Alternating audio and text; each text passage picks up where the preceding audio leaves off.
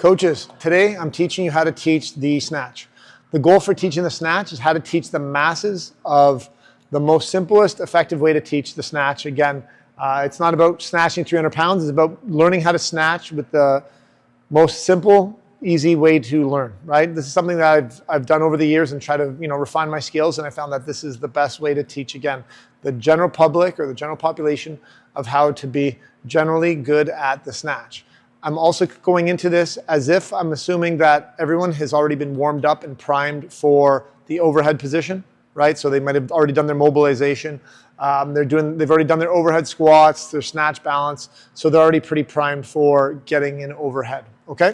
So what we're gonna start off with, we're starting off with the first position. I always like starting from the top down, the simplest position, and I build to more complexity because we're increasing the range of motion. When we increase the range of motion, we have the ability to lift more weight, but at the same time, we have the ability to screw it up more because we have more distance to travel, and that means more things can go wrong, right? So starting off with the snatch grip position, making sure the bar is at the crease of the hips, right? So my hands are nice and wide until I get there with my elbows locked. From there, we know I want people to have an understanding of what that means, right? Telling them the crease of their hips is one thing, but I want them to feel what that see what that feels like. So I want them to press the bar in, because if they're pressing the bar in, they can feel their lats engaged. All of a sudden they feel their back engaged. They become more one with the bar, right? So they understand that at this point, when the bar touches this point, this is the point of takeoff, okay? So we start off with dipping, okay? Torso's nice and straight. Feet are between shoulder and hip width apart. Weights in my heels. Okay, if you watch me here, it's very important that I have a nice straight torso while we're doing this. Okay, so from here, I'm going to drive through the ground, extend my knees, extend my hips, bring that bar up nice and high. My goal is to get my elbows as vertical to the ceiling as possible. Okay, if I can't do it, but I'm letting them know that I can't do it, but my intention is to be as vertical as possible, also keeping that bar as close as possible to my body, okay? If I can get them to do that and get them to understand that that's their goal, we're in a good position, right? We know that this is the extension of the snatch, okay? So what I start off with is I always make them do 3 reps at each position. So again, I'm pressing against here. I'm dipping, drive to the ground, get nice and tall, elbows up, okay? I'll step back so you can see a little bit better. I'm gonna give you a side profile. I want them to dip. I don't want them to hinge forward because you're gonna notice that they're gonna wanna hinge forward. I want them here, okay? Drive to the ground, nice and tall. Okay, I'll do another one. Up, like that. We're trying to generate force from the ground up, not the other way around. You'll notice that when people are learning it for the first time, what do they do that feels comfortable? They like to pull early and drive to the grounds, and they're usually not locking out their hips. So you want to make sure that their butt's nice and tight at the top when we're doing this, okay? So they're going to do 3 reps there. The next thing we're going to do is bring the bar into the hang position.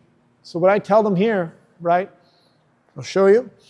Weights in my heels, shoulders over the bar. I like vertical shins, and I'm looking straight. I'm going to sweep the bar into my pockets, okay? And we know what to do here, right? We're going to drive through the ground, get nice and tall, elbows up high, and we're going to get in that position. So I'll have them perform 3 reps at this position, okay? So again, I tell them weight in their heels, shoulders over the bar. I'm going to sweep the bar into my hips. The second my shoulder goes in line with my bar, which should be at the crease of my hips, the bar is going to take off and come up, okay? So I'll do 3. Looking straight. 1. Reset. Same thing. I'll remind them. Weight in your heels. Chest up, head up. Sweep the bar into your hips. 2. Reset. 1 more. And 3. Good. If you see that the person is having difficulty extending their hips, what I do is I bring them back a step, right? So if they're not extending their hips properly, I'll bring them back here and I'll say, okay, let's go back to that high hang to reinforce that position, and then I bring them back down, okay? So once we went to the hips, I brought them to the knees. Now I bring them to the middle of my shins, assuming the bar's on the ground. So from here, I tell them same thing, weight on your heels, shoulders over the bar. My butt should be higher than my knees, but lower than my shoulders. So from here, I tell them to squat the bar to the top of their knees. At that point, you should notice that my hips and my shoulders are raising at the same rate. Once I bring it to the top of my knees, I know what to do here because I just worked on that, right? I'm going to sweep the bar into my hips. Now I'm in that high hang position, drive to the ground, get nice and tall. So things start to make sense because we're breaking it down, right? So I'm going to go for 3 reps. Squat to my knees, sweep, and up.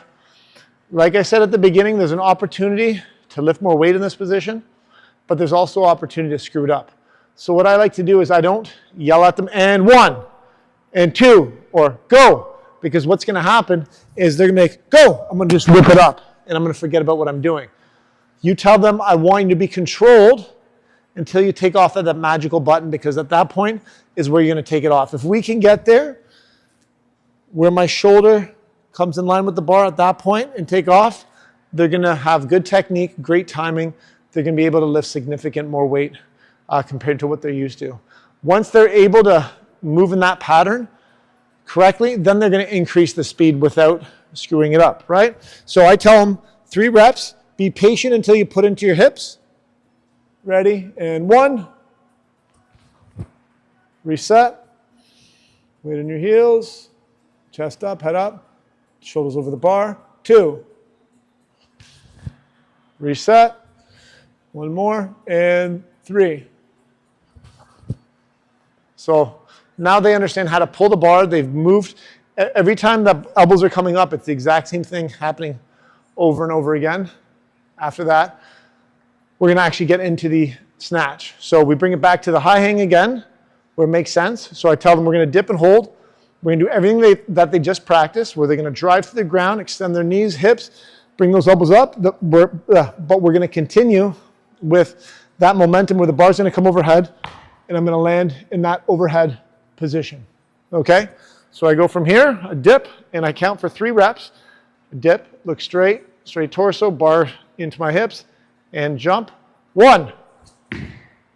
I like to get them to hold the bottom of that squat for a couple seconds because it gives me an opportunity to control the class. I can talk to people at this point while they're still active.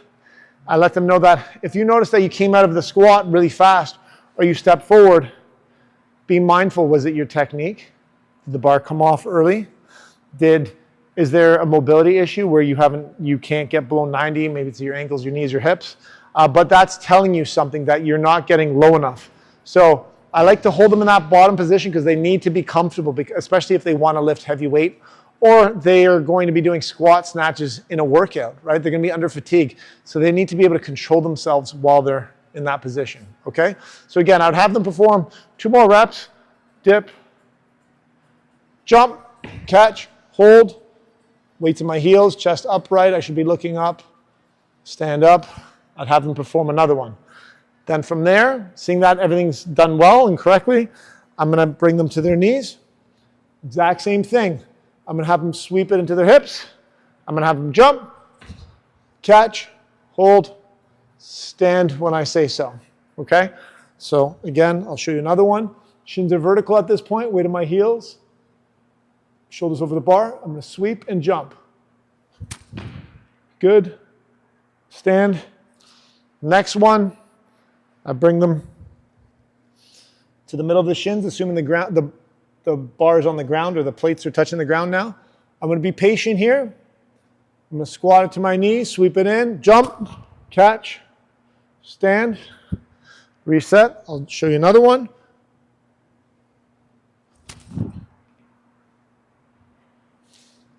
So again, when you teach these movements, if someone's having issues in class, always bring them back, right? If they're having issues, always bring them back. If they're not doing well from the ground because they can't maintain their position from here, have them master this. Have them reprogram that pattern, making sure that that's good, and then they go back down. If someone's not extending at this part, you bring them here. Once they're extending, then you bring them here. If they're still continuing to extend, then you bring them lower. You always have the opportunity to bring them back. Also, when you're teaching it in this form, when you're teaching a class and you have some new people, you can always go back to them, hey, I want you to continue staying on the high hang or the hang for today. It gives you an opportunity to coach all different levels. Hopefully you enjoyed it, and I'll show you the next one soon.